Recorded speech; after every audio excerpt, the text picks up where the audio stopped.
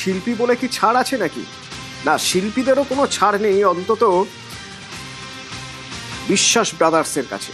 বিশ্বাস ব্রাদার্স ছোট ভাই স্বরূপ বিশ্বাস, টালিগঞ্জে শিল্পীরা যদি কাজ পাবেন বা শিল্পগুলো কলাকুশলীরা তারা যদি কাজ পান, তাহলে জেনে রাখবেন তাদের কাজ পেতে হয়েছে, এই স্বরূপ জমানায় কাজ পেতে হয়েছে 5% কাটমানি দেওয়ার বিনিময়ে। মারাত্মক অভিযোগ, মারাত্মক অভিযোগ।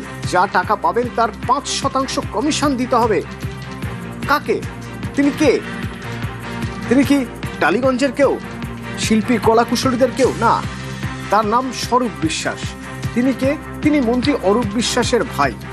সেই অধিকারে 5% কমিশন তিনি নিতেন। আরো মারাত্মক অভিযোগ আছে। সরকারি আইনজীবী আজ যে অভিযোগের কথা তুলে ধরলেন, শুনুন একবার। আমার সঙ্গে অমিত আছে ফোনে, বলতে পারবে অমিত?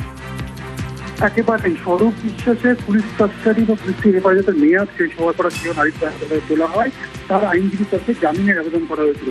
জামিনের আবেদনের বিরোধিতা করতে গিয়ে সরকারি আইনজীবী সৌরিন ঘোষাল আদালতের কাছে দাবি করেন টলিপাড়া বা টলিগঞ্জে যে সমস্ত ডিরেক্টর তারা সরাসরি পুলিশের কাছে অভিযোগ জানিয়েছেন যে এখানে টলিপাড়াতে কাজ করতে গেলে তাদের টেকনিশিয়ান লিস্ট বা তালিকা পাঠাতে হতো স্বরূপ বিশ্বাসের কাছে।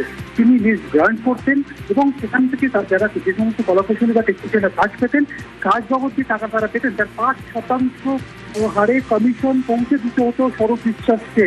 তা না হলে টলিপাড়াতে কাজ করতে পারতেন না বা কাজ করার কোনো সুযোগ ছিল না। এহেন গুরুতর অভিযোগ সরাসরি স্বরূপ বিশ্বাসের বিরুদ্ধে করা হয়েছে, তথ্য সামনে এসছে। শুধু তাই নয়, কোভিডের সময় কোভিড ফান্ড হিসেবে ফেডারেশন যে 125 লক্ষ টাকা তুলেছিলেন, সেখান থেকে 75 লক্ষ টাকা গায়ে তারও কিন্তু 75 লক্ষ টাকা ব্যক্তিগত সর্বনির্দিষ্ট কোনো ব্যক্তিগত অ্যাকাউন্টে সে টাকা দিয়েছে বলে আদালতে কিন্তু অভিযোগ করা হয়েছে সরকারি আইনজীবীর তরফে। এবং একই সঙ্গে তিনি প্রভাবশালী ব্যক্তি, প্রাক্তন মন্ত্রী অরূপ বিশ্বাসের তিনি ভাই, এবং গোটা টলিপাড়া জুড়ে তাদের দাপট ছিল এবং তাদের জন্য অনেকে কাজ পেতেন না, এমনটা কিন্তু অভিযোগ করা হয়েছে সরকারি আইনজীবীর তরফে তার জামিনের বিরোধিতা করতে গিয়ে। ধন্যবাদ।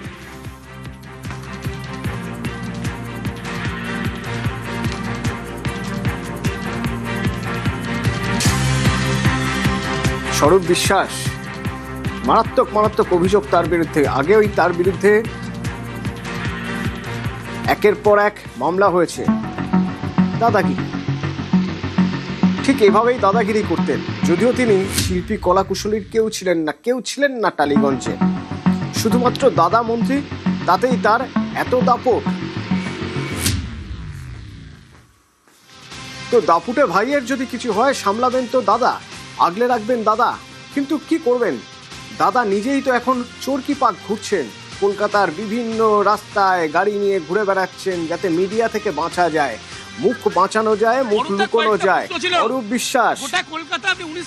বিশ্বাস 3বার তাকে হাজিরা দিতে বলা হয়েছিল। 3বার হাজিরা দিতে বলা হয়েছিল। রাস্তা ঘুরলেন কেন? কি মিডিয়া থেকে মুখ লুকানোর চেষ্টা? দাদা আপনি সহযোগিতা করবেন অবশ্যই। আর বলা অরূপদা একটাই প্রশ্ন। অরূপদা, গোটা কলকাতা আপনি কার্যত ভয়ে লুকাচ্ছেন নাকি? অরূপদা কয়েকটা প্রশ্ন ছিল। গোটা কলকাতা আপনি 19 কিলোমিটার বেশি ঘুরলেন।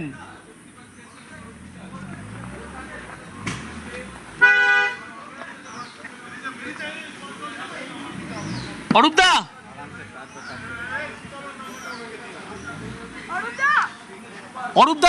আপনাকে দীর্ঘ জিজ্ঞাসাবাদ করছে, বলছে আপনি একাধিক ফটোগ্রাফারদের জোর করে ভিতরে ঢুকিয়েছেন।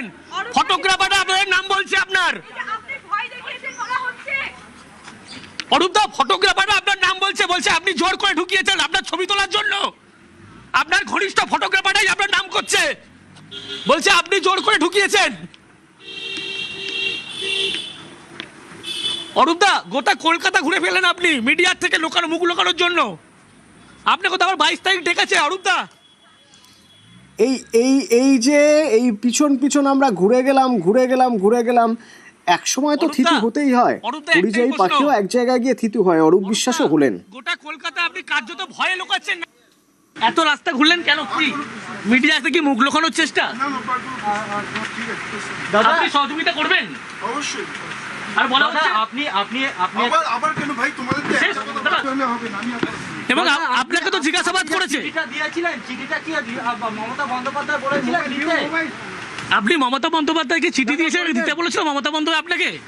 আর এতগুলো যে ফটোগ্রাফার মাঠে ঢুকেছিল, এক্ষেত্রে তারা তো বিভিন্ন হয়ে বলছে আপনি ঢুকিয়েছিলেন ছবি তোলার জন্য। তারা শতদ্রু দত্ত বিরাট আনন্দ খুশিতে রয়েছেন আজকে যে আপনাকে জিজ্ঞাসাবাদ করেছে, কি বলবেন?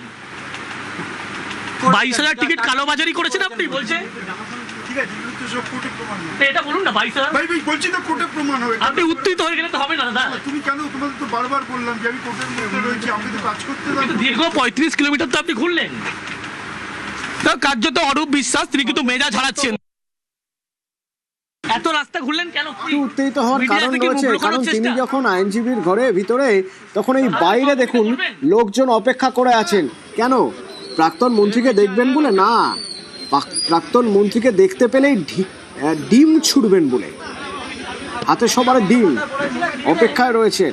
আপনি মমতা বন্দ্যোপাধ্যায়কে মেজাজ তো হারাবেন। বলেছিল মমতা বন্দ্যোপাধ্যায় আপনাকে?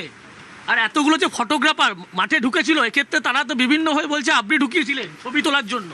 তারা শতদ্রু দত্ত বিরাট আনন্দ খুশিতে রয়েছেন আজকে যে আপনাকে পালিয়ে পালিয়ে বেড়াচ্ছেন। প্রায় 30 কিলোমিটার গাড়ি চালানো হয়ে গেছে আজ। কালোবাজারি করেছেন আপনি বলছেন। তারপর তিনি ভিতরে, বাইরে ডিম হাতে মানুষ। প্রাক্তন ক্রীড়ামন্ত্রী অরূপ বিশ্বাস, যাকে নাকি আদালত কোট আনকোট লিওনেল মেসির বাল্যবন্ধু কিনা জানতে চেয়েছিল। কার্যত অরূপ বিশ্বাস তিনি কিন্তু মেজাজ হারাচ্ছেন। আমার সঙ্গে অনুপ আছে সরাসরি, একবার কথা বলবো। ঘুরলেন কেন? মিডিয়া থেকে মুখ লুকানোর চেষ্টা?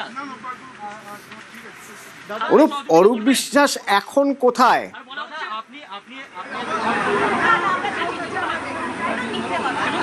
অরূপ বিশ্বাস এখন তার বর্তমান অবস্থা আমি দেখানোর চেষ্টা করি। অরূপ বিশ্বাসের ছবিটাও দেখাবো। অরূপ বিশ্বাস এই মুহূর্তে আলিপুর যে জজ কোর্ট, সেই জজ কোর্টে তার যে আইনজীবী, সেই আইনজীবীর চেম্বারে এখনো পর্যন্ত কয়েক ঘন্টা অতিক্রান্ত তিনি বসে রয়েছেন এবং হাজিরা দেওয়ার পরে কার্যত তিনি পালিয়ে পালিয়ে বেড়ালেন। এবং ছবি সাধারণ মানুষের কিন্তু প্রচুর ভিড় জমেছে কোর্ট চত্বরে, এবং তারা অরূপ বিশ্বাসের ছবি তোলার হিড়িক বেঁধেছে বলা যেতে পারে। এবং প্রত্যেক মানুষজন তারা কিন্তু অরূপ বিশ্বাস যেখানে আছেন সেখানে তাকে ঘিরে ছবি তুলছে, যেমন লক্ষ্য করা যাচ্ছে। এখন মেসি যেভাবে কলকাতায় এসেছিল, মেসিকে তিনি যেভাবে জড়িয়ে ধরেছিলেন, ঠিক সেরকম একেবারে মানুষজন তার ছবি তুলতে ব্যস্ত। এবং ছবিটা আমি যদি দেখাই, একবার দেখানোর চেষ্টা করব। অরূপ বিশ্বাস তিনি এই মুহূর্তে তার আইনজীবীর যে চেম্বার, সেই চেম্বারের মধ্যে বসে রয়েছেন এবং ফোনে কথা বলছেন। তার আইনজীবীর সঙ্গে আইনি পরামর্শ নিচ্ছেন। তাকে জিজ্ঞাসাবাদের সম্মুখীন হতে হয়েছিল এবং তাকে আবারও 22 তারিখে তলব করা হয়েছে। এবং আলিপুর কোর্ট চত্বর, জজ কোর্ট চত্বর যদি ছবিটা আমি দেখাই, সেক্ষেত্রে চারিদিকে ছবিটা দেখাবো, প্রচুর মানুষের ভিড়। তারা অরূপ বিশ্বাস যখন বেরোবেন, তাদের উদ্দেশ্যে অরূপ বিশ্বাসের উদ্দেশ্যে ডিম ছোড়া হবে, এমন এইটাই জানতে চাইছিলাম। অনেকে ডিম হাতে দাঁড়িয়ে এই যে অরূপ বিশ্বাস রয়েছেন ভিতরে, অন্য নেতা মন্ত্রীদের ক্ষেত্রে, অন্যদের ক্ষেত্রে দেখা গেছে যে সবাই ডিম নিয়ে তাদের স্বাগত জানাচ্ছেন। এরা কি খালি হাতে দেখতে এসেছেন প্রাক্তন ক্রীড়ামন্ত্রীকে?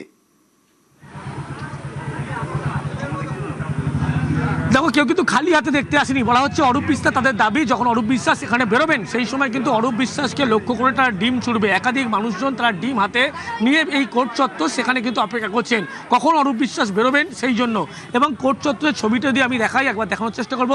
এইভাবে বহু মানুষের ভিড়, মহিলা আইনজীবী থেকে শুরু করে প্রত্যেকে তারা উপস্থিত রয়েছে। তার কারণ অরূপ বিশ্বাস দীর্ঘ সময় ধরে তার যে আইনজীবী, সেই আইনজীবীদের সঙ্গে সলা পরামর্শ তিনি নিচ্ছেন, কারণ 22 তারিখ আবার তাকে হাজিরা দিতে হবে সেই কারণে। এবং দেখা গেল অরূপ বিশ্বাস তিনি যখন 3 ঘন্টা হাজিরা শেষে বেরোলেন, সেই সময় 3 ঘন্টা পর বেরোলেন, 30 কিলোমিটার ঘুরলেন, ঘুরে টুরে এবার আর যেখানে এসে পড়েছেন এখান থেকে বেরোনোর উপায় নেই, কারণ বাইরে তখন ডিম হাতে সবাই দাঁড়িয়ে। যে যা খুশি বলুক, আলটিমেটলি যখন কেসটা কোর্টে গেছে তো কোর্ট উইল ডিসাইড। ব্যাস প্লিজ, ওদের এত লোক ঢুকলো কি করে মাঠে? প্লিজ। আর এগুলো বহু মানুষ যারা আছে, যারা পয়সা দিয়ে টিকিট কেটে গেছিল, কিন্তু তারা হচ্ছে মেসিকে না দেখতে পেয়ে শুধু আপনাকে দেখে ফেরত চলে গেল। যা বলার কোর্টে বলবো, যা বলার কোর্টে বলবো। সাবজুডিস ম্যাটার, এর বাইরে একটা কথা আমি বলবো না। এটা আমার লয়ারের। আপনার কি মনে হয় কোনো ভুল হয়েছিল? আপনি তদন্তকারীদের সঙ্গে সহযোগিতা করবেন? আজকেও করেছি, যেদিন 22 তারিখও করবো, যতবার ডাকবে ততবার। তিনবার আপনাকে নোটিশ দেওয়া হয়েছিল। একটা আমার শরীর খারাপ ছিল, সব অনেকেই জানেন যারা পুরনো লোক, যে আমি হাইলি ডায়াবেটিক। পরেরটা আমার হাইকোর্টে কেস ছিল, দুটোই চিঠি আমি করেছিলাম। আর থার্ড তো আর